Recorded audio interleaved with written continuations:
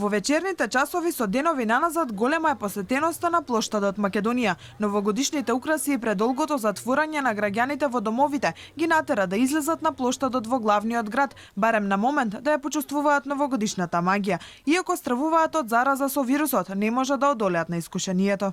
Децава да ги излеземе малце од надвор, само од дома да ги извадиме нешто. Да не се мрднеш, мора малце да излезеш. Се плашиме од вирусот, ама гледам кај што нема многу луѓе. Да сме посами, сам по сам. Угостителските објекти од утре ќе стават клуч на врата уште во 18 часот според новата владина одлука.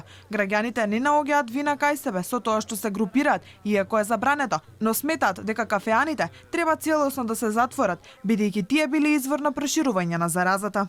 Ја би ги затворил скроз, бидејќи така се шири епидемијата. Ја би и построго. Па зашо народот нема самосвест? Во кафичите седат еден према друг и се пренесува. Највише од говорење, од зборување,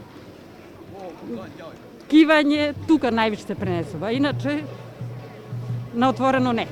Со новите владини мерки целосно се забранува групирањето на граѓани и на отворено и на затворено. За непочитување, полицијата ќе казнува, уверува министерот Спасовски.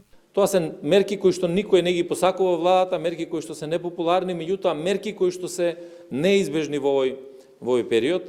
Ние како Министерство за внатрешни работи сериозно работиме, имаме оперативна акција во делот на издавањето на викиниците вакви, во делот на вакви кривични дела.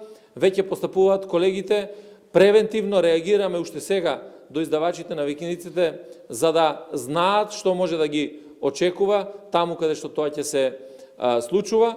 Со мерките не само Нова година, туку Бадник и Божик ќе треба да се празнуваат во кругот на најблиските.